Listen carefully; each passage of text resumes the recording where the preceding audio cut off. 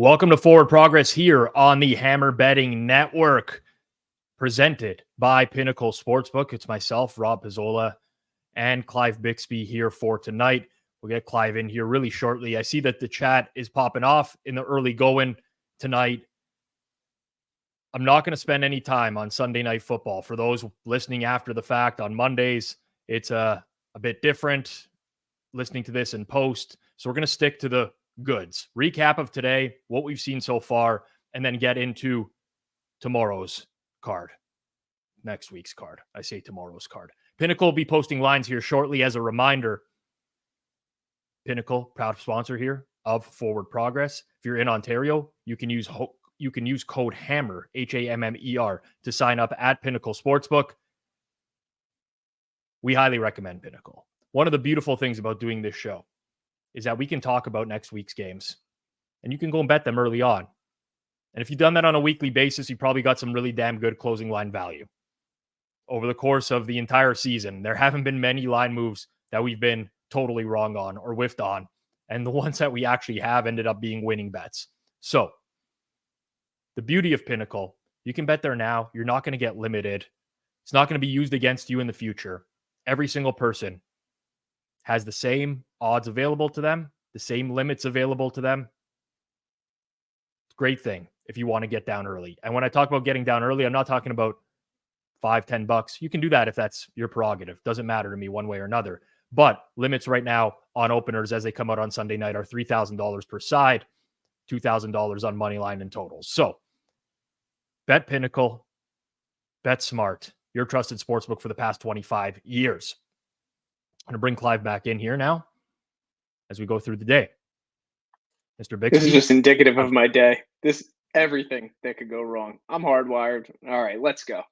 Okay, so you had a rough day today based off of that comment? I mean, not horrible, but I was opposite two of the picks that you had. I had Cleveland -2.5, -105, and I had Tampa -2.5, -10. So, I mean, good numbers, just didn't work out. Yeah. I will say, like, we were opposite on those games, but we were not opposite at those numbers. It's very different betting Cleveland -2.5 versus Indy +3.5. Same with Atlanta. We ended up doing, it wasn't a big bet on Atlanta. We ended up doing some crossing. But for me, Clive, honestly, last week was a massacre. The week before didn't fare very well either.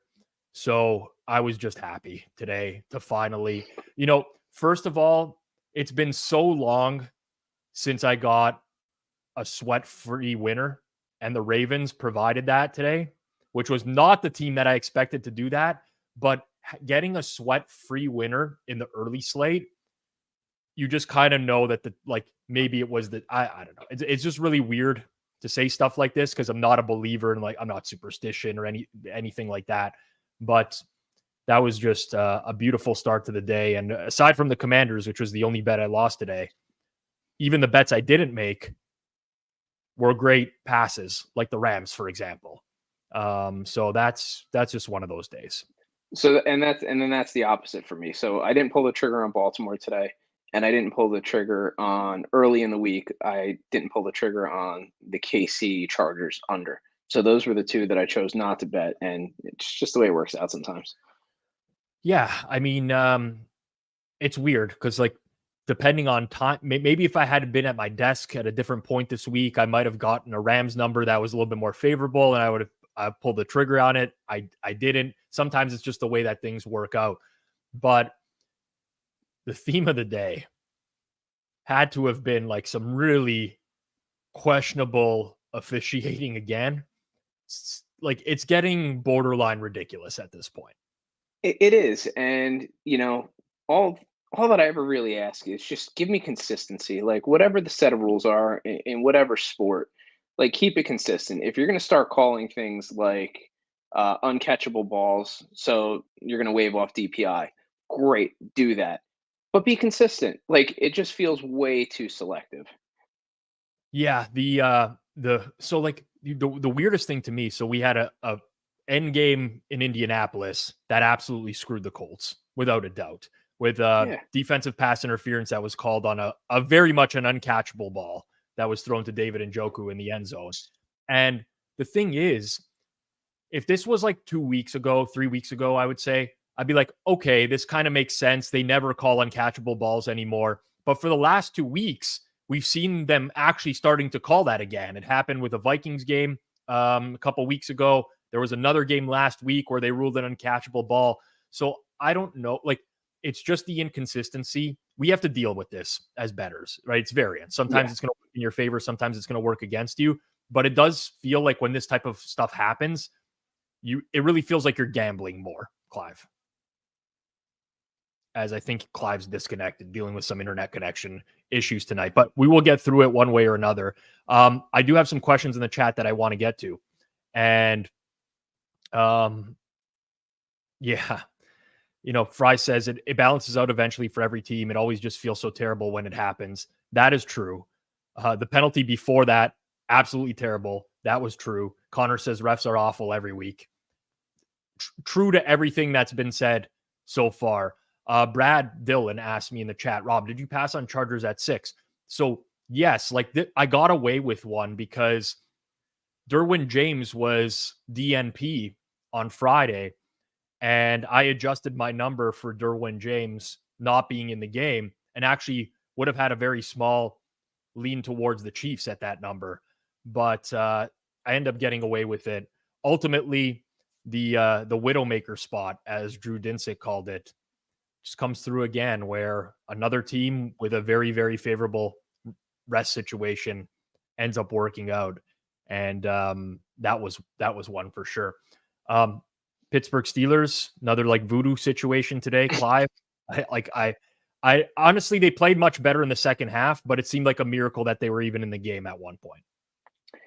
Yeah, I didn't have a lot of that game on, so I mostly had the Chiefs, Chargers, and Green Bay, Denver. A little bit of Seahawks, but it was nice to see Pickett throw the ball downfield and make a couple of decent throws. The second half was better, but it's like magic. He definitely's got some magic, Tomlin, and even with his team picking up dumb, unsportsmanlike 15-yard penalties, it still manages to just somehow work out for him. Yeah, I honestly don't have an explanation. Bryce says, don't bet on or against the Steelers. You'll live longer, guaranteed. We're gonna end up talking about next week's game once it opens up here very shortly. But we have Jacksonville going to Pittsburgh next week. And I'm certainly gonna have some interest in that one, depending on the line. I just don't know how much longer the Steelers can go on pulling stuff like this. But Brett Maher misses a couple field goals today, an extra point as well, which they ended up, going for 2 at some point or another. Going up and down the board today, Clive, was there anything that like really stood out to you as something that caught you off guard? You didn't think would happen? A final score that was just like any performance you could take away from one team that you just thought maybe is going to change your opinion of them going forwards? Well, I mean, the Bears surprised me in a good way. I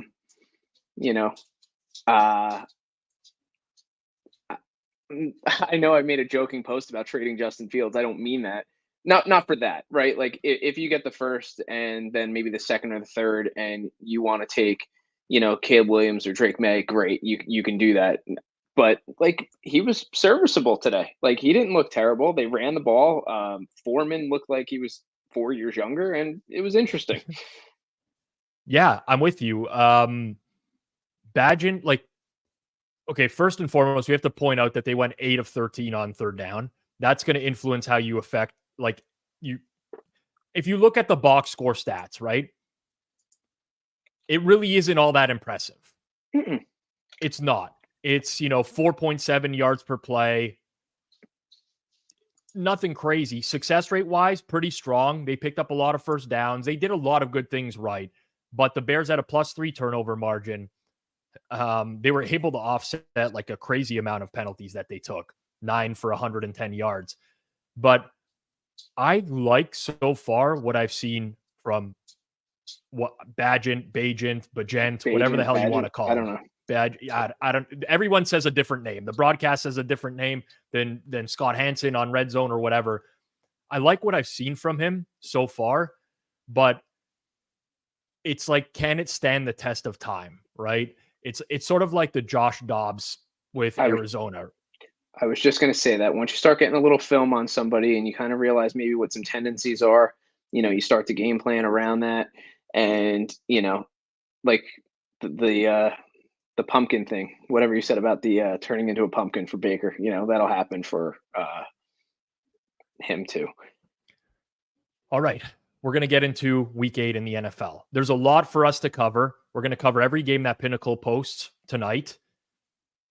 Might not be every single game on the board due to quarterback uncertainty or teams that are in play now, but we will get to as many as possible. Once again, if you do want to sign up for Pinnacle, use code HAMMER, HAMMER.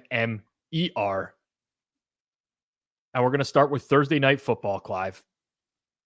It's the Buffalo Bills, who looked, I think, pathetic is maybe a good adjective to describe their performance today, at home to the Tampa Bay Buccaneers, who I was referring to as Baker Mayfield turning into a pumpkin this afternoon in the second half of that game.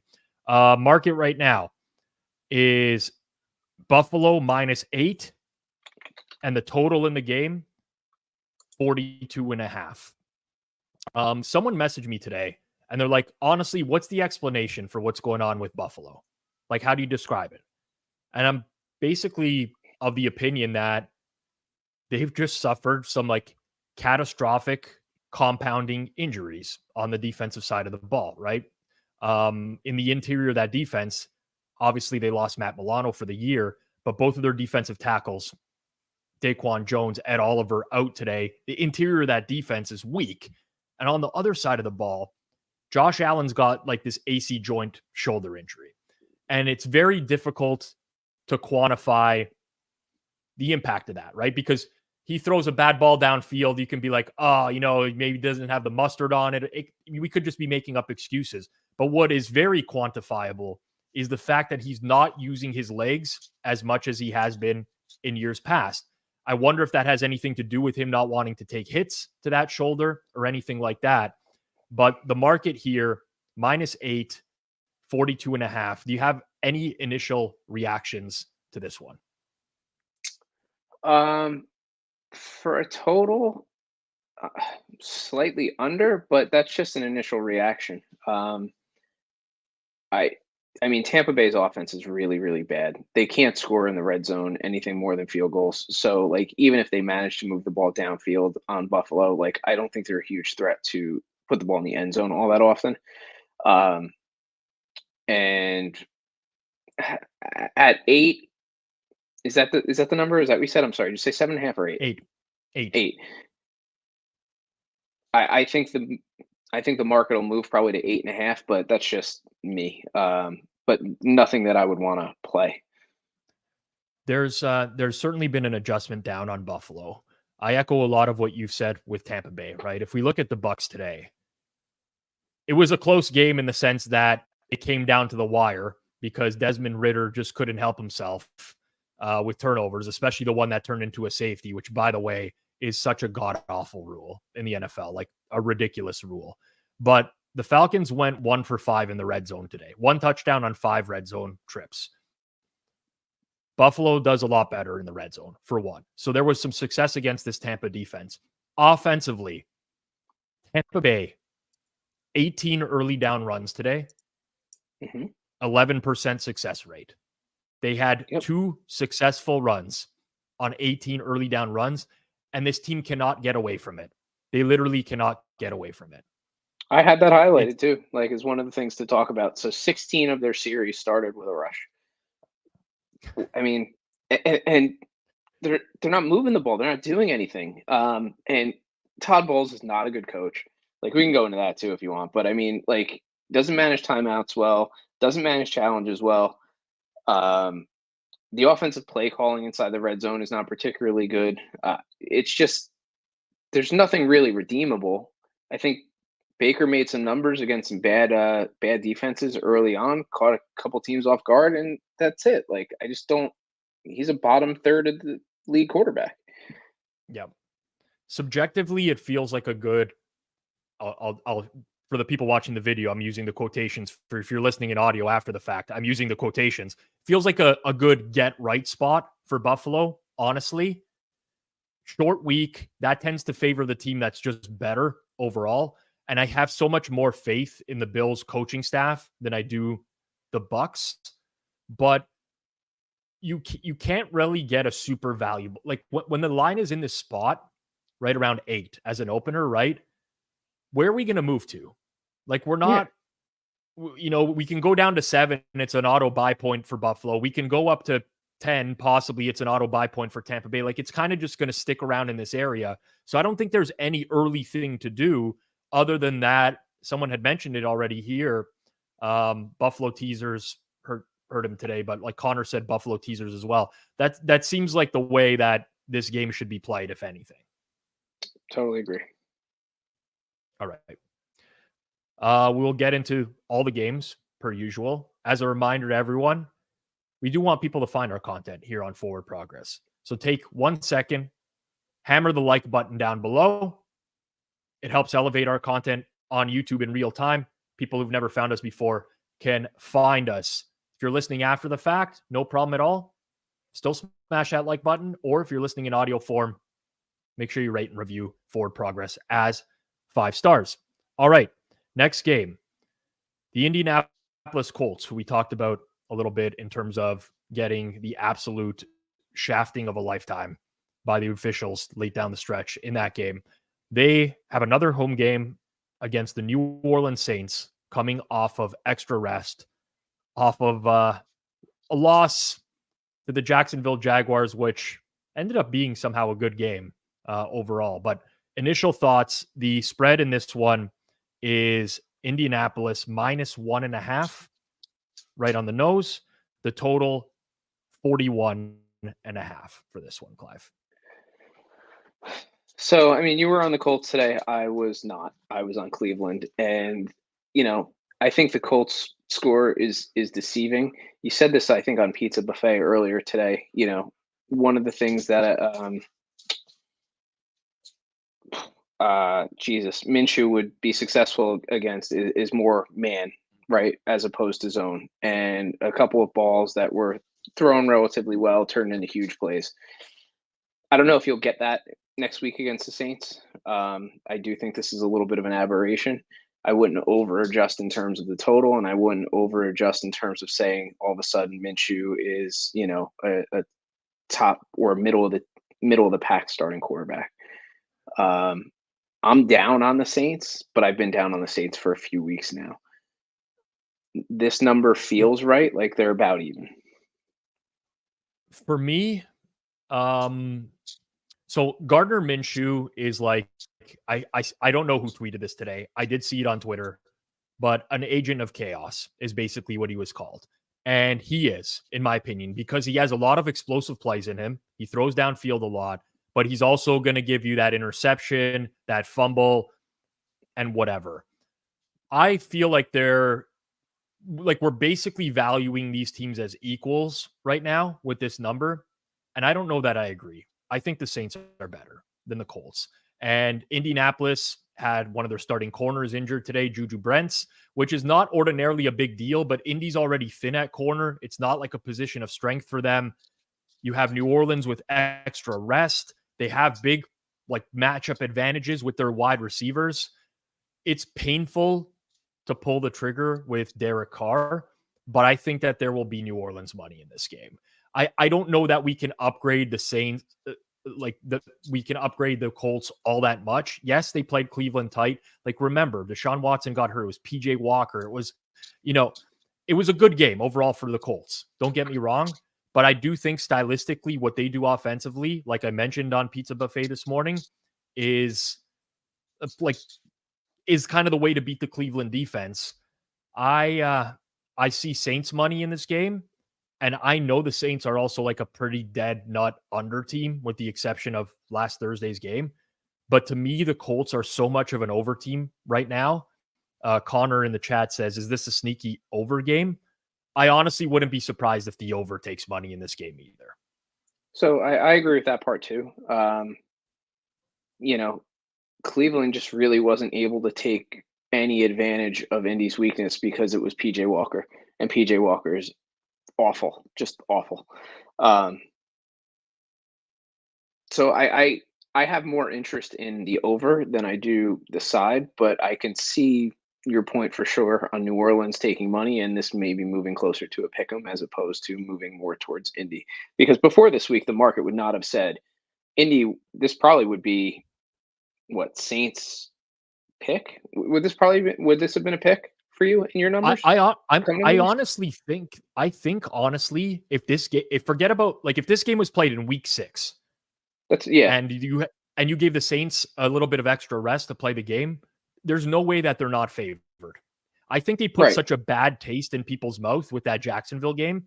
Short rest, short week. I don't know that I put a whole lot of stock into that. I honestly think this is like I'll pull the Nick Costos here. Hashtag wrong team favored is what I think this is. Yeah, I mean, if you look at market power ratings from Unpredictable before this week, there's New Orleans would be 3 points better on a neutral. So did New Orleans get downgraded a little too much against Jacksonville? Probably. With this opener, yeah. And did Indy get upgraded too much? Probably. I think that's all fair. One thing I will say about the Saints, as bad as their offense looked against the Jags, and it was bad. The Saints went 3 of 18 on third down. That's not going to consistently happen going forwards. 16.7% third down. That's just not going to happen. On top of that, the Jags defense has actually been pretty solid this year. Yes, totally agree with that. Yeah, there've been some like teams from last year have had some sneaky good defensive years. So teams that were offensive dead over teams like Detroit, KC, and Jacksonville from last year. Detroit's game today, notwithstanding, they have all had sneaky good defenses and have turned into more of under teams than over teams. All right, we're going to move on. We will see if the Voodoo Kings can keep it going. The Jacksonville Jaguars, extra rest, head to Pittsburgh to take on the Steelers. Jacksonville -1, -117 on the road. So basically like a 1.5 number for this game with Jacksonville visiting Pittsburgh. The total is 41. So the way that I just said, Jacksonville's been kind of more of an under team more often than not, or at least seem to be trending that way. Do you see Pittsburgh as trending as an over team? I do see them trending towards that. The second half, their offense opened up a little bit today. First half was a disaster. All I was thinking about watching the Steelers today was like, you had your bye week. You got Deontay Johnson back. You got 2 offensive linemen back. And this is what you came up with in the first half. It was a struggle for that offense. Second half, they got it going. They were throwing more downfield. They were able to get into it. But, here's the thing with this game is it feels very easy for me to say, I really like the Jaguars in this game, which I probably will. When all is said and done, I probably will like the Jags in this game. However, the way that the market has been consistently valuing these teams, I don't think that this is like some sort of egregious number. Where do you think it ends up? Do you think it ends up at 2.5? Because that's where my head is at. Yeah, like I think if anything, it's more likely to go towards Jacksonville, but there's like a lot of narrative at play here. There's the Tomlin as an underdog, a bunch of stuff that like factors into this as well. I just think that Jacksonville's actually a good team in the sense that their defense is way better than we gave them credit for going into the year. The offense, okay, maybe it's not as explosive as we thought. Zay Jones has been out. They don't really have a lot of threats at receiver. But ultimately, like looking at Jacksonville, they're certainly an above average offense. Their defense this year has performed at like a top 5 rate. Pittsburgh, I mean, the second half against the Rams today was the first glimpses we saw of their offense doing anything this year. And maybe it's because they're healthier and whatever, but I can't see how Pittsburgh goes off as a favorite in this game. I cannot envision it. Like No. it has to move towards Jacksonville. Yeah, I think so. And I mean, so Pittsburgh, The Rams are, I think, coming back down to earth with their offense a little bit too, and really not particularly playing good football. So I wouldn't be somebody that wants to upgrade Pittsburgh all that much off of their overall performance against the Rams today. I leave Pittsburgh where they were at. That being said, that's where I think I have, you know, Jacksonville with a little bit of extra rest towards -2, 2.5. Pittsburgh did get their running game going today, which helped them out a lot. They had 25 runs. It was a 56% success rate. Can't really run on the Jags right now. They have a very good linebacking core. They've been able to shut that down. I'm not really sure on the total here. At 41, I subjectively believe that if the weather is fine, which is a huge if for Pittsburgh in late October, but if the Yeah. weather is fine, I could see some over money here. However, I don't know one way or another. And honestly, I would be no hurry to bet an early week total in an outdoor game anyways. Yeah, this is something that I would wait on. I mean, if Pittsburgh and the Rams are closing at 43.5, 41.5 feels a little bit light, but weather is a factor. So that's something that I would just wait and see where that goes. All right, we'll keep it moving. Next in the rotation number order is the Houston Texans at the Carolina Panthers. So two teams that we did not see play this week. Early market for this one at Pinnacle is Houston -3, -115. So kind of like a 3.25, let's call it, and a total of 41.5. I have an opinion on this game. Without again, I don't make my numbers till later in the week, X's and O's wise or whatever. I think Carolina is going to take money this week with an asterisk next to it. The Panthers went into their bye week pretty decimated in the secondary. JC Horn is on IR. We might get him back from IR. They had numerous injuries in the secondary on defense. Houston's better than Carolina. Don't get me wrong. It's no like CJ Stroud, Bryce Young. There's going to be a lot of talk about this game altogether. But I don't know that they're a team ready to take it out on the road and win by margin that much yet.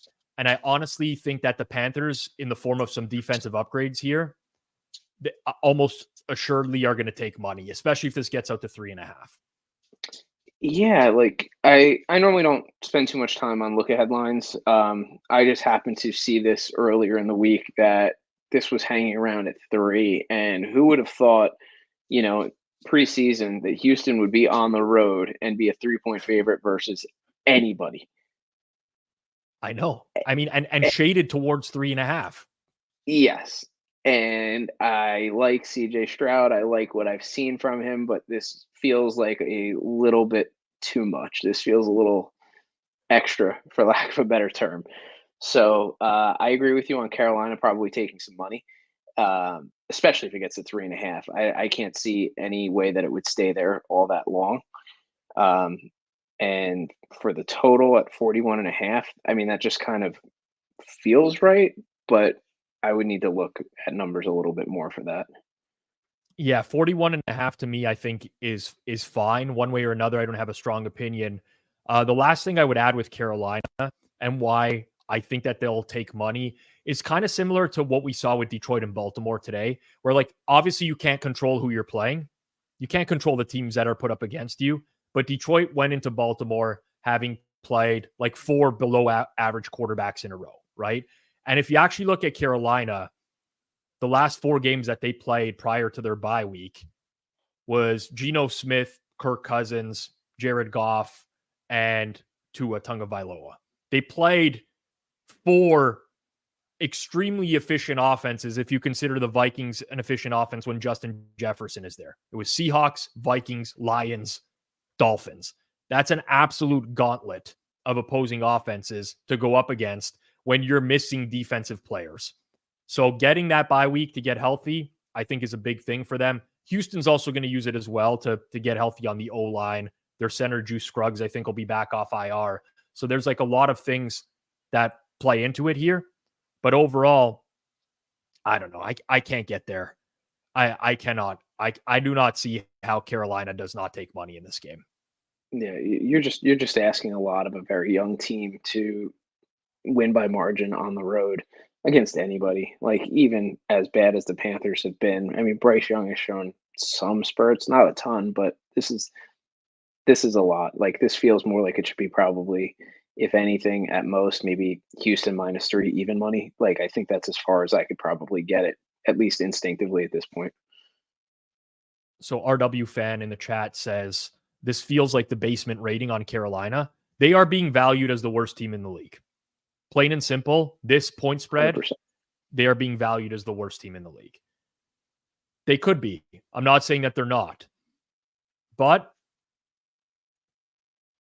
at not full strength, but a little bit better strength. My English is terrible. I think that they're going to. I do not. I at least do not see this moving out anywhere further than Houston 3.5. I'd be absolutely Yeah, floored. yeah. Like, this is peak Houston value and basement Carolina value. Yep. All right. Battle in New York. A game we're all looking forward to. Coming up next.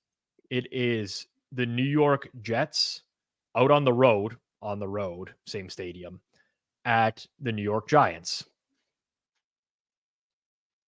New York Jets favored -3, -120. So again, like a 3.25 line. The total in this game, Clive, 36. 36.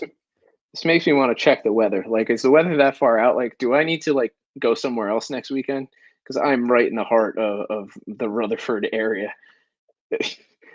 And today was, on the commies perspective, I know some people think Sam Howell is elite, but he's not. So that was a very, very, very poor performance. I don't think that the Giants are some defensive juggernaut at this point.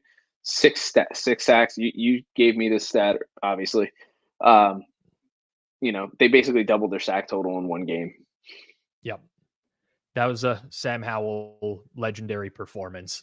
Dr. Eric Eager here of Forward Progress YouTube channel and Sumer Sports apparently is not a great talent evaluator, calling Sam Howell a career backup quarterback. And I think he showed that today. So absolute disaster. A few things that we have to talk about in regards to this game.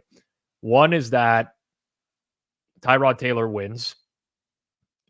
Daniel Jones did practice a little bit this week, but I feel like no matter what, the Giants are kind of just going to roll Tyrod at this point. It feels weird because Daniel Jones signed a 4-year, $160 million contract in the offseason, but we had Tyrod Taylor a play away from beating Buffalo in Buffalo, gets the win today. These are not big offensive performances by any stretch of the imagination. That's not what I'm suggesting, but it almost feels like it's just going to be another Tyrod game.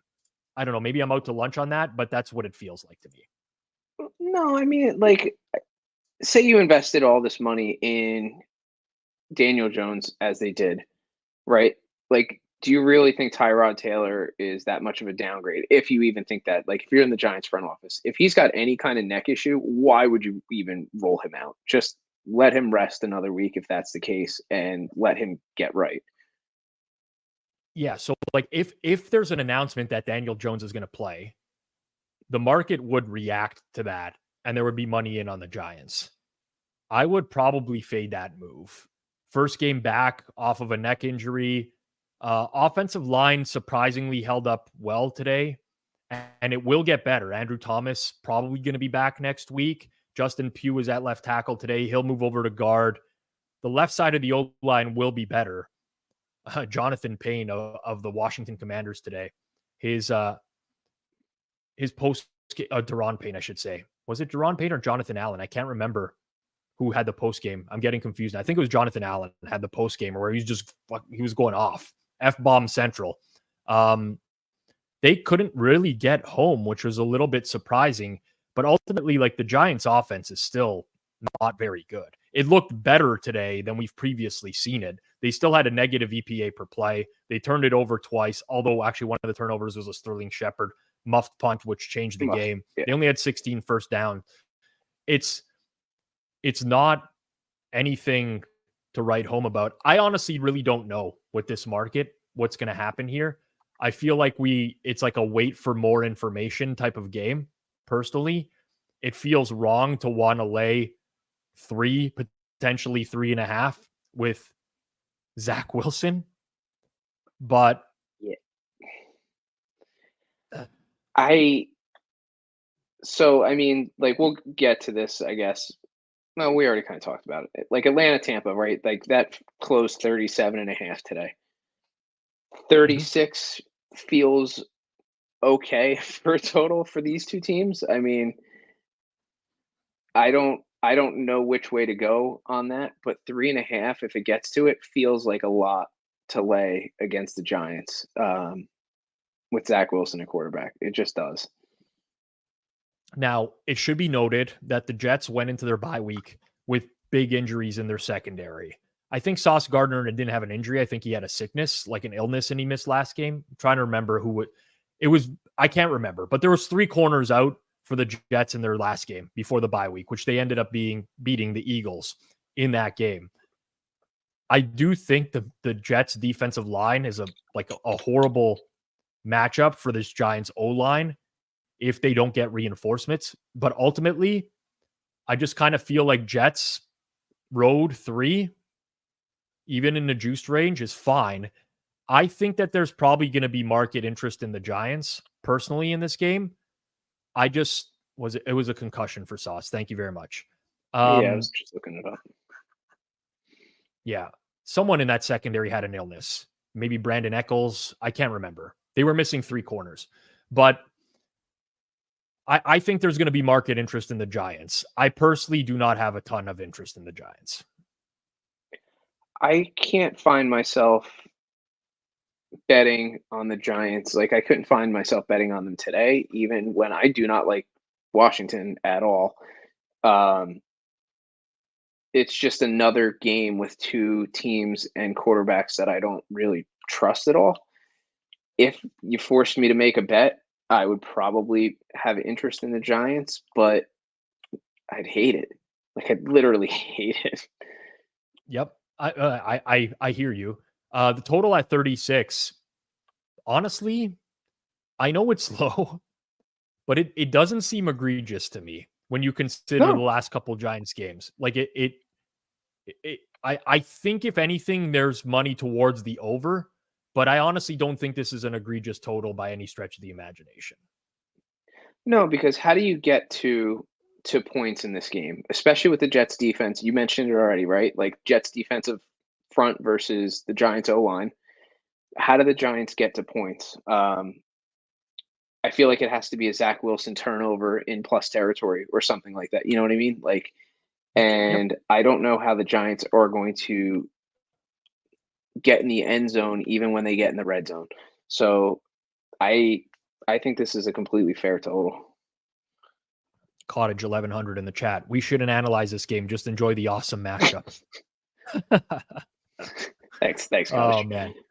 Okay, no strong opinion. I think one way or another for this one. Next game we're gonna go to, which is a very interesting game. Someone said, "Did you skip over Rams Dallas?" There's no opener at Pinnacle on the game just yet. At the end, we'll go through games that haven't opened just to give some real quick thoughts. So believe me, I will get to it at some point or another. Cleveland and Seattle. Cleveland coming off of controversial win today. Deshaun Watson gets hurt. We don't know his status for next week. They didn't announce if it was like a concussion or if it was, I think it was like a flare up of his throwing shoulder. Either way, I think it's likely a PJ Walker game. The market here is Cleveland +3 -122. So basically a 2.75. We're like at an in between a 2.5 and a 3 in this game, with the total also being at 40.5 flat on this one. Um, go ahead, Clive. If I have some Yeah, thoughts on this game, but I'm a little bit disappointed to see this number. I'll put it that way. yeah.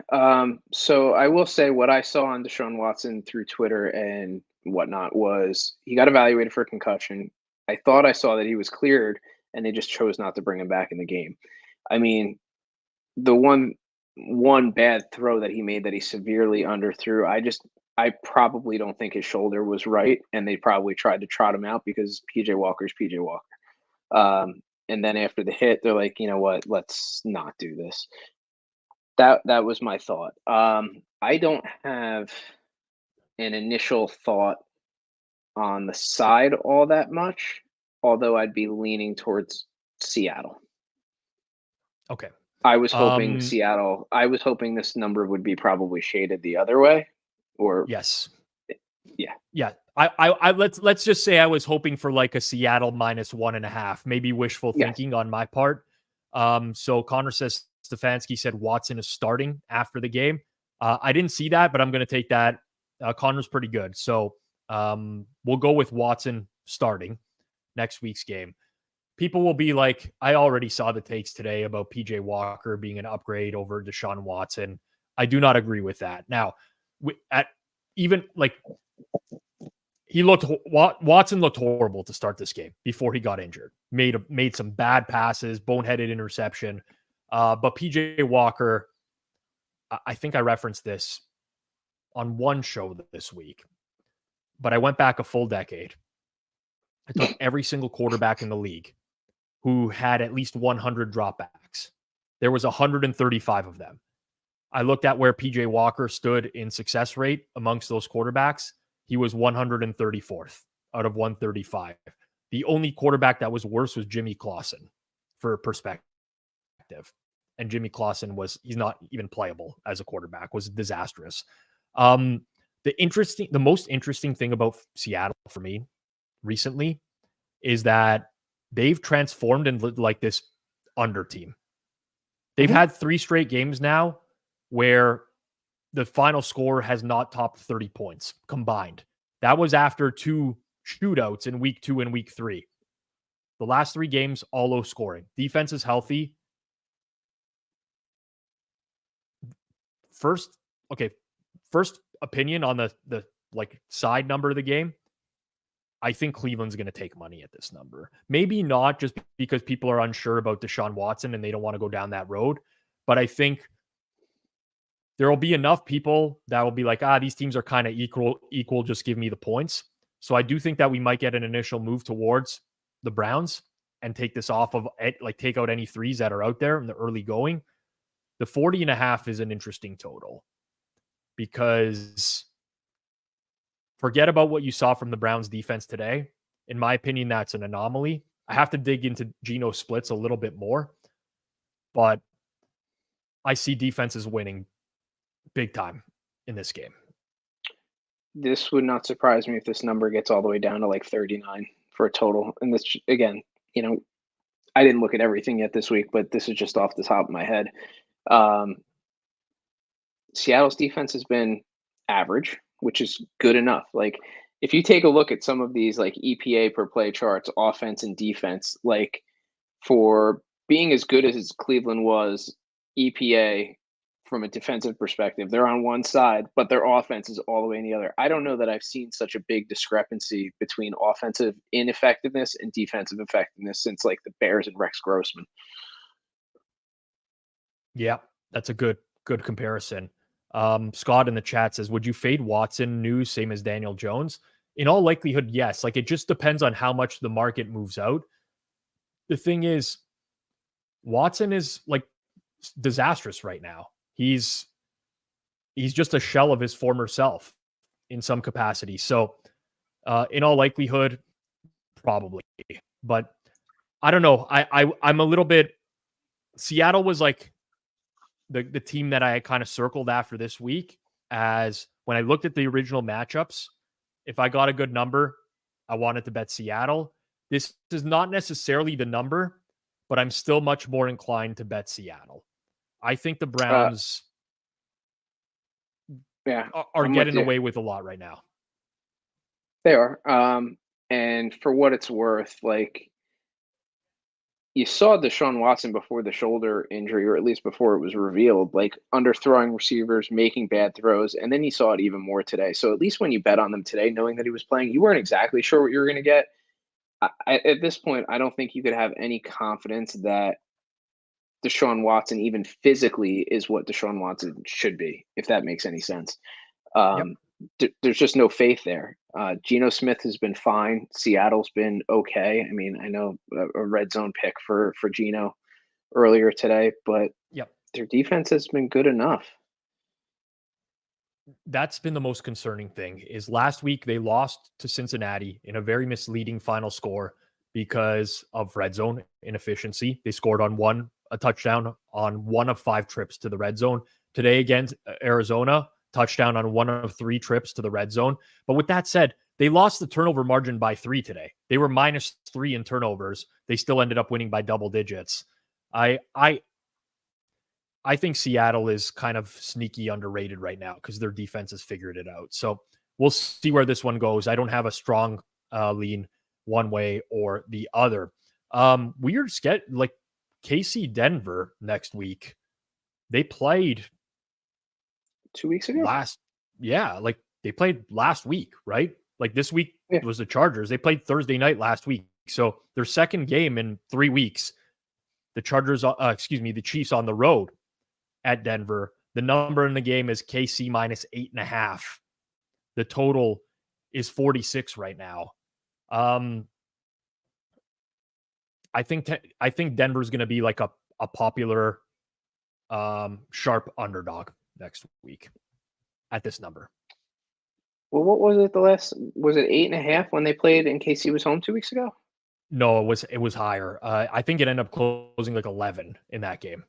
Now that was windy conditions, not the greatest, but it was 11. Yeah, 10.5. Oh, that's right. Some books, yep. 11. Some other books. Yep. No, I remember now. So you're asking KC to win by margin on the road against Denver, who's still bad. I mean, like, yeah, I think they Denver kind of got. sucks, but It is asking a lot to win by more than a touchdown, though, on the road against Denver. I think that's fair. I don't see this moving towards KC. I think it probably moves more towards maybe closes 7.5 or like a juiced 7. yeah, like nothing crazy. But I do think Denver will be a popular sharp side. There's like one underrated unit, in my opinion, in this game right now, and it's Denver's defense. And that's not like Denver still can't generate pressure. They're not very good at getting after the quarterback. They had, I believe, no sacks again today against Green Bay. Could be wrong on that, but I'm pretty sure it was no sacks. With that said, like this is the healthiest their defense has been since the beginning of the year. Baron Browning back today. They got their nose tackle back today.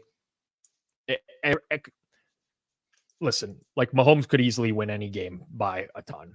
He played very well today. He's the GOAT. I actually think Mahomes might actually be underrated in the eyes of like the general public with how much better he is than everyone else. But it's a big number. And familiarity, they played a couple weeks ago. I just see a lot of scenarios in which Denver attracts money this week. Yeah. What do you think of the total? Because I kind of see this total going down, not up. Well, again, I'm trying to think of where we closed a few weeks ago. That was, granted, a wind game on the road to Kansas City. I mean, Denver to me is, at the beginning of the year, they were profiling as an over team. Now they're very much profiling as an under team. They still don't have like big playability. Defense is getting better. If I had to guess one way, I would say towards the under. But I don't know. You're better with the totals than I am. Yeah, I look at KC as an under team, and I think today, probably was another example. Like Chargers KC closed at what, 48.5 most spots. Yeah, 48, 48.5. Yeah. This feels more like 45, but I'd have to kind of look into it a little more deeply. I don't know what it opened other places beforehand, but I mean, Denver's serious conversion rate today, 68% against at home against Jordan Love and the Packers. Like overall, the Packers are not, in my opinion, a very good defensive team, and they couldn't get anything going. Low average depth of target again. this feels like a sloggy kind of game, and I don't see Denver being able to move the ball pretty effectively against Kansas City. There was I don't see much hope for Denver to move the ball. Kansas City's defense has really performed this year. And I will say the Chargers had some explosive plays today, but no consistency. Like the Chiefs defense held the Chargers offense to 37% success rate today. So anyone who wanted to, rip apart the Chiefs defense saying like they haven't played anyone, okay, they played Justin Herbert now. They had a pretty good defensive performance in this game today. I'm not saying I like Denver to keep it tight with Kansas City, but numbers wise, I can definitely see it being a numbers play. You're kind of getting to the point here with Kansas City where I just don't think you're going to find valuable bets with them in the short term unless you get another stinker game, and they're coming off a big one. Yeah, and the Chiefs' bigger plays too. I mean, a couple of them didn't seem like they were super big throws downfield. Like guys were just wide open against Chargers today, and this is where we ended up. Kelsey was wide open for half the game. Yeah, like it was. It certainly wasn't a challenging game for Mahomes. I don't think it's going to be any more challenging playing Denver, but I just again, it feels like Casey's actually profiling as an under team for me, but I do think you're right. I could see the side moving towards Denver a little bit. Like they're saying this is the same game. Go ahead. Like this is the same gap basically that they were saying for an opener for Buffalo, New England this week, right? Like Buffalo opened 8.5. Same type of level of differences in the two teams. I think that's kind of fair and it makes sense. What was in the chat? Bunch of people saying Herbert seems like he's off. Something feels like he's off. This year, Herbert has not looked very good. Couple things of note. Mike Williams went on IR. I think that was actually pretty big for them. Gerald Everett got hurt in the game today as well. So they're starting to lose skill position players. Austin Eckler was out earlier in the year. But where I've noticed Herbert has struggled is throws downfield. He just hasn't been accurate with his throws downfield this year. So I think that's something to keep an eye on. It's obviously his non-throwing hand that's injured, but it almost feels like it's his throwing hand. Scott mentions last week's forward progress, Chargers KC under lead. We do these every week, people. We got some good closing line value on that one. Didn't even think about 24-17 at the half. 41 points at the half. Game stays under. Welcome to the NFL. Welcome to the NFL. All right, let's move it along here. Not a game that is super appealing, I would say, but it's a game we can bet on. And we cover all the games because we can bet on them. The Baltimore Ravens, fresh off of a throttling of the Lions, go out on the road to take on the Arizona Cardinals. The number is Baltimore -10 plus 106. It's really 9.5. The number is 9.5 is what it comes down to. And the total is 45. So Baltimore -9.5, total of 45. This is undoubtedly bigger than the number would have been this week had these two teams played. So let's start there. With that said, when does Arizona get appealing? They don't get appealing to me at 9.5. No, probably not. And like I'm already looking at what I think the Arizona team total should be and kind of want to bet under like already. That's where I'm at. Okay. So where I'm at is so far of the numbers that we've broken down this week, I think that this total is off. I think this total is too high. Yeah. Totally agree. 45 now is I could too high. see, yeah, I could see somehow Baltimore, like if you don't have confidence that Arizona could stop Baltimore and that Baltimore puts up 38 again, or what? Yeah, 38. They put up 38 again, and Arizona squeaks out 10 to 14 points. Then you feel like you're going to lose your over that way. Then bet the Arizona team total. But I agree, this number's too high. That's why I was Arizona thinking it. the Arizona offense is just going downhill. You like, here's why I'm not a running backs don't matter guy. I hate that. I hate when people are like, oh, running backs don't matter or whatever. They do. A lot of like the casual fans might overrate the impact of a running back. But since James Conner went out of this offense, they have struggled big time. On top of that, you have more and more tape on Josh Dobbs now. You know what he's going to do. I don't see Arizona being able to score a bunch in this game. You could potentially get like your stinker Baltimore offensive performance where they march down the field and they can't score in the red zone. Like it's happened several times. It's why everyone didn't want to bet the Ravens today, right? Like that was the whole talk. Oh, the Ravens, they never punch in touchdowns. And all of a sudden they went 5 of 6 in the red zone scoring TDs. But I don't know. I just, this seems high to me, man. I honestly don't think at any point this year, even when Arizona's offense was humming and their defense sucked, where I would have wanted the over at this number with the way Baltimore's defense is playing. So that to me is a good look in terms of, I think we're going to see significant under money. Maybe like this is not my totals are not my area of expertise, Clive, but I could see this going right through 44. Oh yeah, this was my initial instinct. I don't know what it like the look aheads were for the previous week, but for today's game, I'm not going to upgrade Baltimore's offense a ton. Detroit wasn't really tested at all this year. I mean, I tend to throw out week ones when it comes to totals and things like that. I don't really. Maybe I weight them half value.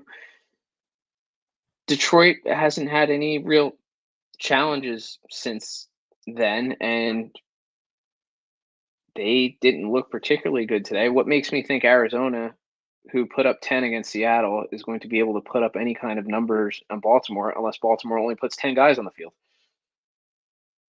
Yeah, I don't know. Like maybe Baltimore just spends the entire week drinking champagne and stuff like that. And, the total is dropping in real time as we're talking about this. So there are people who do watch and listen. We're trying to get in on the early stuff here, but I just feel that, I just think that it felt too high. We spent a lot of time on Baltimore, Arizona. We'll move on. Sunday Night Football next week is the Bears traveling to SoFi Stadium to take on the Chargers. Chargers-Bears Sunday Night Football this week. A little bit of a downgrade from Eagles-Dolphins, which we're being treated to in the current moment right now. Market is Chargers -8 at home. Home in quotations. I use the term very loosely because Chargers do not have much of a fan base, and you'll see a lot of Bears fans there, like you saw Steelers at Rams today. And the total is 44. Justin Fields is out again next week. It is another Bagent game. There's certainly been an adjustment to this game. Look ahead markets were closer to 9.5, 10 in this spot. It's like instinctively, I wouldn't want to lay 8 with the Chargers right now. Who wants to lay 8 with the Chargers right now? Their defense can't stop anything. No. I'm wondering, like, I know it's hard to want to pick overs, but the way that the Bears are playing, their defense is terrible. The Chargers defense has gaps too. Like, it feels like a spot maybe where the over is a better play than a side. Yeah, I think that we've gotten into a position now where the Bears defense, let's look at Bears quality of competition recently, right? They get the Raiders with Brian Hoyer today. Prior to that, they got the Vikings first game without Justin Jefferson. Prior to that, short week, Sam Howell and the Washington offense. Prior to that, the Denver Broncos offense. So we've had 4 games now where they've played significantly bad opposing offenses. They haven't played a good offense since Kansas City in week 3 where they got shredded. I'm with you. Like, I don't think the Bears defense is maybe as bad as it was early in the season, but at 44, over City. I think we'll see this moving pretty easily. You know, I'll, I didn't watch a ton of the Bears. Only what I saw in red zone today, right? Like, and Bajent looked fine. Like, he didn't seem to do anything stupid, which is great. Wasn't turning the ball over recklessly. He was serviceable. Like, but Yep. that being said, I think the Chargers have a pretty good opportunity to be very, very efficient offensively and quote unquote get right. So the thing with the Bears is that they never got into an instance today where they really had to like press at all. And that's why I think you got these super efficient Bagent numbers. And like Chicago's offense today, 82.1% series conversion rate. That was second in the league. The only team that was better that was Baltimore. 51% success rate. Third best success rate of any team today in the entire league. They went 3 for 3 in the red zone. But this is kind of what the Raiders defense does. They just prevent the big play. They give you everything underneath type of situation. And they did that well. The Chargers are probably going to, listen, we could talk about Justin Herbert and how he struggled, right? He's coming off games against Mahomes. Sorry, not Mahomes. The Chiefs defense, technically Mahomes, but the Chiefs defense and the Cowboys defense. Since their bye week, they've played the Cowboys, the Chiefs. Like, this is going to be a downgrade in defense. The Chargers are very likely going to score, or else we're going to have to start asking ourselves questions about this team as a whole. And then Bajent, whatever, is he dinking and dunking his way up the field at that point? No. You're going to have to match scores with Justin Herbert. So I think there's two looks in the game. I think the number is a little bit too high. Although it honestly wouldn't surprise me if the Chargers caught money, because I think there are like a lot of numbers guys who don't really necessarily have like these team profiles. And when I say that, I mean like a lot of us will be like, well, the Chargers are going to, like, they're not going to win blowouts. They're always going to play close games. That's what they do. But there's going to be numbers people who just, they're going to put their number on the game and they're just going to bet it, right? But I think Bears and over especially are going to look here. Yeah, I like the over here. I might bet it the minute we get done with Forward Progress tonight. That might be an early look for me. Yeah. I think you might have to get it a little bit quicker based off the way that some of these move in real time.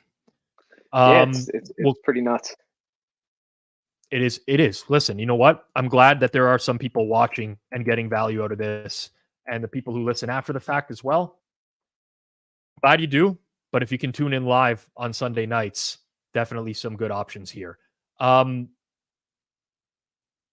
200 people in the stream. We got like 60 likes. Some of you guys are betting this stuff right now. We can see that in real time.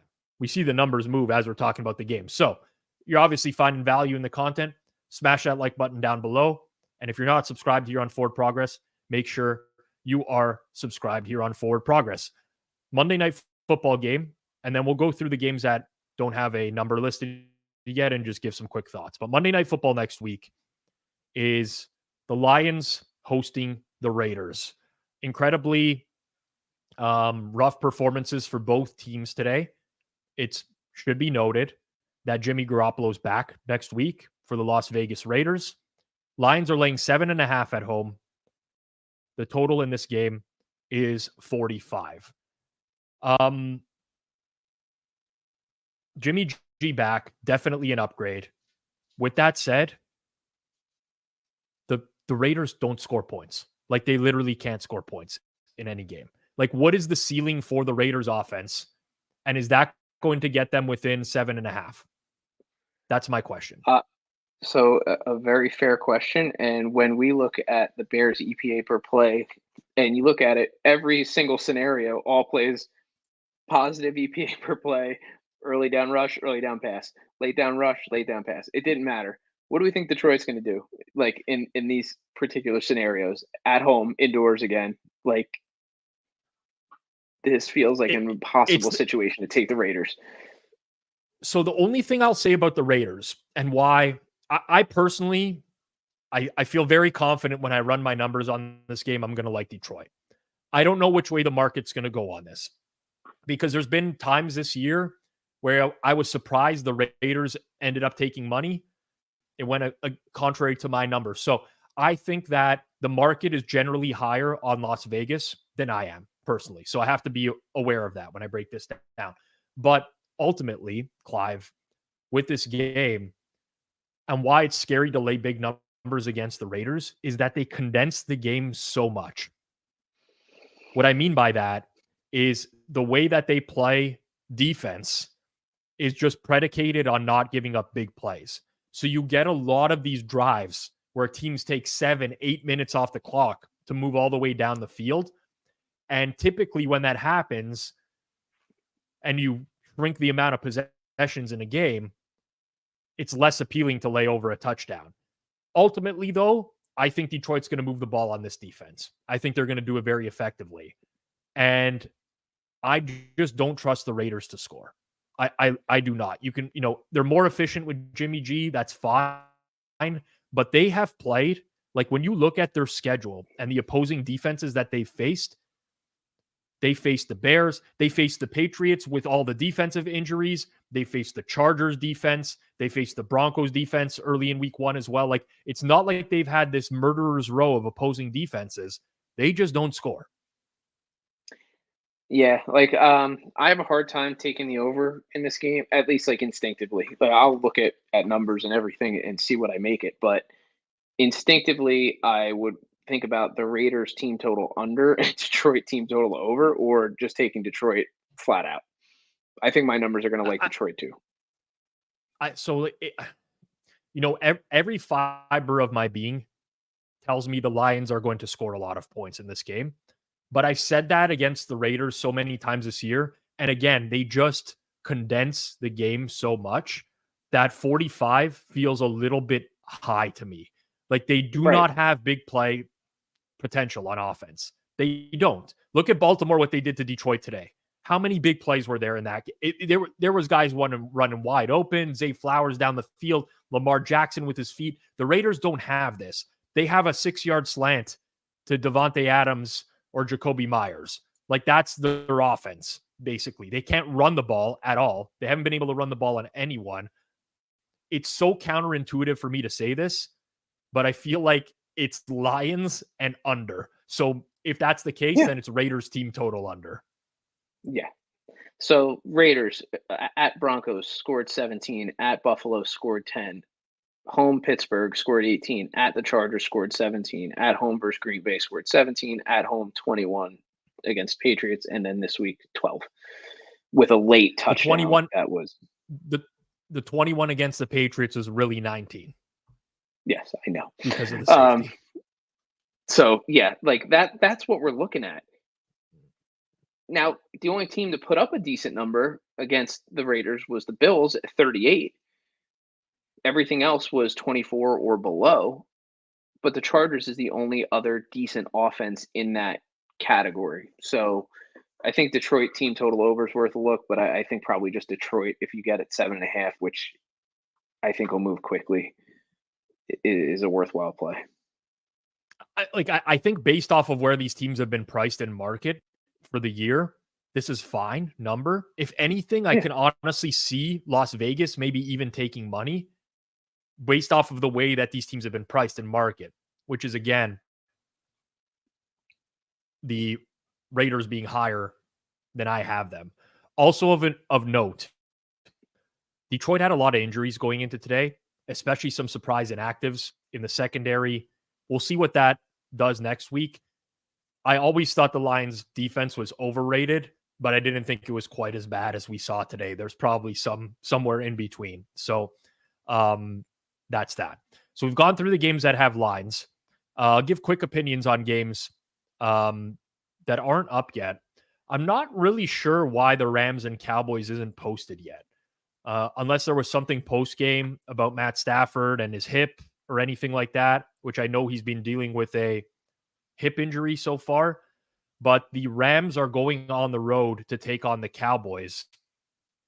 Cowboys coming off of a bye week. The bye week's not really going to help them in terms of like getting injured players back because their injured players are on IR, Leighton Vander Esch and Trayvon Diggs. But I do think I'm probably going to have, like, I think the market is going to be down on the Rams, and we're going to see something like 6s, 6.5s here. And that's going to be pretty appealing for me to bet the Rams in this game. I think the Rams might take some money. So I do have my odds screen up, and it does have a penny number. So I'm wondering if they launched it and pulled it down for some reason. Yeah, I think that we saw like an early number, and it's just not posted right now. Producer Jason, I don't think you have one up either. So yeah, I think it was on the board, and now it's off the board. But we're seeing market consensus of like 6.5 right now, and I mean, I'm a Cowboys fan. I'm very scared of the Rams and what their offense brings to the table. I don't know that Dallas necessarily solved their problems by beating the Chargers before the bye week in a close game, and that win looks less impressive now overall. Tough one. So relative to the market, I think I have the Rams a little bit worse. Not significantly worse, but a little bit worse. I feel like I've been waiting for an adjustment. Are you in that same boat, or are you pretty close to market on the Rams?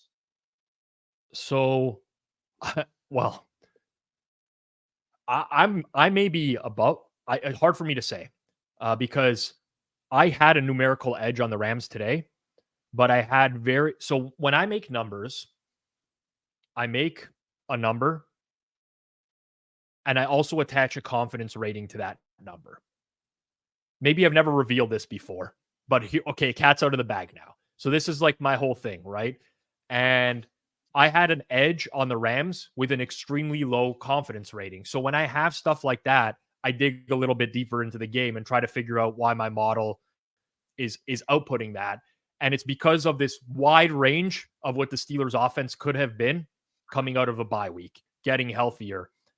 So I don't really know where I stand on the Rams at this point, but subjectively, bye week for home teams has historically not been great either. Teams coming off a bye week playing at home, for whatever reason, market tends to like overvalue that spot for that team.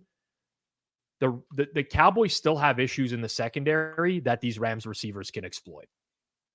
And I'm not sure about the Cowboys offense in having to win by margin either right now with the state of their offense, which is back to like, let's run the ball as much as humanly possible. And, you know, there's not a lot of downfield passing attack.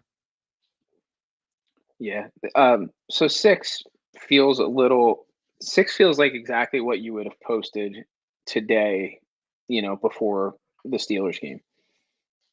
Right. I don't downgrade the Rams all that much either, though. Like, I don't know if this gets to 6.5. I think this more likely goes to 5.5 than it does to 6.5, or at least by the end of the week. What people might do early is, whatever. But I think 6 is a relatively fair number where it's kind of tough for me to really have an instinctual decision that I want to make. Like, I don't feel great about doing either option. So it should be noted that the Rams did catch money today against Pittsburgh. There is like some market sentiment, I think, towards the Rams. We'll see. I do think that the Rams at these prices will get bet. It's my personal thoughts on. Yeah, me too. And that's why I said, like, I versus market, I don't necessarily agree. So that's where there's the disconnect between what I think my numbers would say versus what the market's going to do. Right.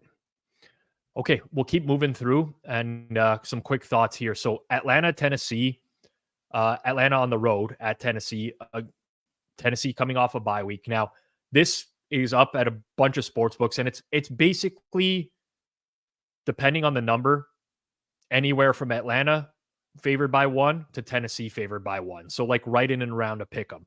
There's obviously some news that's going to affect this because Tennessee's coming off a bye and Ryan Tannehill got injured before the bye week. And I think that this is just like a no-brainer. Play the news type of game. If you get Malik Willis, you play Atlanta, you play the under immediately. If you get Ryan Tannehill, I don't know necessarily that you bet Tennessee. I don't know that you hold it, but I think market will go out that way on that news. That's just like my entire thoughts on the game. I don't think I could break it down any more than that, Clive. So, have you seen what the total looks like at other places as of right now? Yes. The majority of books have 37.5 posted. I think to your point, if you get Willis, you still even at that low number, I still think you Yes. take the under. So just for clarity's sake, for everybody on the stream and everybody that's listening tomorrow morning, um, there's still value in taking the under. So I agree with everything you just said. Um, and honestly, if Tannehill plays, I like like there's possibly Treylon Burks back as well for Tennessee. Once they get him back in that offense, it's going to change a lot of things for the Titans, right? They just have DeAndre Hopkins right now, basically. It's a Yes. very flaccid offense. So I think that would change a lot. And one thing of note with Atlanta's offense is better than I think people are giving them credit for, especially in recent weeks. Today, Yes, me too. again, 5 red zone trips, 1 touchdown. I don't know what to do with this game. I think it's a play. It's a wait and see news type of game ultimately, and we'll see what happens with this market as the week goes on. The rest of the games involve a team that's either playing right now or plays tomorrow night. Let's wrap with one game just because I think that it's going to be very interesting no matter what happens. And that's the Bengals coming out of their bye week. And they're going to go to San Fran and take on the 49ers, or Santa Clara, I should say. And someone says, it gets really upset at me when I say San Fran, by the way, as well. I don't know who that guy is on Twitter, but San Francisco, sure. Is that like weird? Chat, please help me out here. Like, Clive, have you not said San Fran like your whole life? My entire life. So they could take their sensitivities somewhere else. I've never once heard anybody call them the Santa Clara 49ers. No, it's not that. He said that you either call them San Francisco or Frisco, but don't say San Fran. And I was like, does this offend people? Like, what? I know, like, listen, I've had friends that, grew up in the Montana and Steve Young era. Everybody calls him San Fran. I don't get it. So I actually had a family member that grew up called San Fran. So it's a little odd. The reason I want to bring this game up is because the look aheads on this game were basically Frisco -5.5 or -6, which at the beginning of the year, if you told me the Bengals in week 8 would be 6-point underdogs on the road to anyone, I'd probably be pretty surprised by that. Do we think that the Bengals coming out of the bye week should be evaluated any differently than pre-bye week? Because it does seem subjectively like a big number, especially with the fact that Deebo Samuel is probably not going to play because he's got a hairline fracture and it's before a bye week for them. We don't know about Trent Williams as well. Like, we still have a game for San Francisco to play, Monday Night Football. But hard with a for me banged up to McCaffrey too, and you don't know where he's going to end up. With an oblique injury, like you could re-aggravate that very easily. Like if there's still look aheads on the board of this game, I feel like Cincinnati, as much as I don't like their defense, is very much grabbable at 6, wherever that is. Yeah. I mean, I would have probably made the argument that I wouldn't have seen Cincinnati be much more than a 3.5 point dog at any point during the course of the season. This is a big adjustment from that. Yeah. And Burrow has looked better the last 2 weeks. The defensive issues still exist. There's no arguing that. Will the offense come back into form too against that 49er defense? That's also another question. 6 feels like a lot to ask. Listen, San Fran can blow the doors off of anyone. I said San Fran again. I'm never going to be able to get this out of my head, but they could blow the doors off anyone, right? But think about where, like, it was only a couple of weeks ago that they closed -3.5 at home to Dallas. Like, how far are the Bengals going to fall from grace coming off of a bye week? Not only are they coming off a bye week, San Fran's coming off of a short week. Yeah, true. There's just not a lot of room for this number to go out further, in my opinion. No, I think somewhere closing at 4.5, maybe 5 is probably realistic.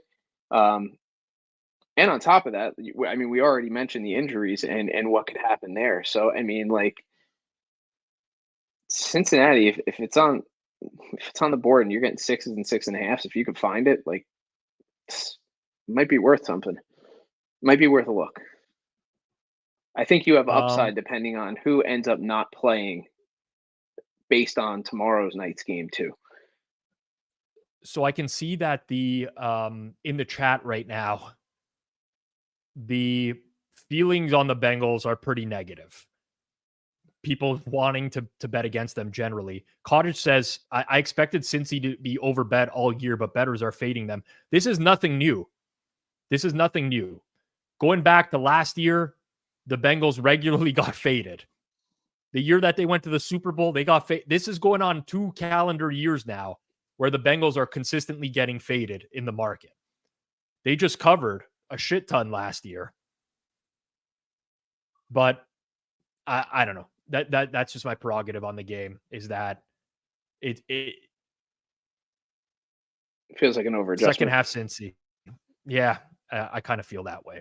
Appreciate everyone who tuned in tonight. Really quick announcement for those of you who do join the primetime watch-alongs over on the Hammer HQ on Mondays and Thursday night. There is no watch-along tomorrow night. I'm going under the knife. And when I say under the knife, I'm having a minor dental operation tomorrow. But I'm going to be in a significant amount of pain, some swelling. It's not going to be the greatest. So definitely going to skip tomorrow night's broadcast and hopefully back for Thursday night football. Fingers crossed, but I should be good for Thursday night football at the very least, which we got Bills, Bucks. Who knows what's going to happen in that game? A huge variety of possibilities. Huge variance in that type of game. So reminder, nothing on Hammer HQ for Monday Night Football. The Forward Progress team, though, is here this week. And they're here tomorrow, Monday, 2 p.m. Eastern time. Cleve TA, Fabian Somer with G-Stack George. If the Dolphins continue to struggle, I don't know that G-Stack George is showing up for the show tomorrow. We might need a new host. We might need a new host for that game. For that show, I should say. But we got stuff on Forward Progress the entirety of the week, including the Best Bet show on Wednesday. We got the Prop Bet show on Friday. Hopefully, if the Eagles end up covering this, we got the sweep on the pizza buffet this morning. So do me a favor, smash that subscribe button down below, hit that like button, and support us here on Forward Progress. That's going to be it for this week. Hopefully, you guys got some good openers, guys and girls, got some good openers, whether it's sides, totals, got some stuff in your account that's going to get some good closing line value. Myself and Clive will be back next week to recap a very big slate. Look ahead to week 9. For myself, Rob Pizzola, for Clive Bixby, for our producer that you don't see but does a great job behind the scenes, Jason Cooper. This has been Forward Progress here on the Forward Progress YouTube channel, part of the Hammer Betting Network, presented by Pinnacle Sportsbook. Everyone enjoy your night, and we'll see everyone next Sunday.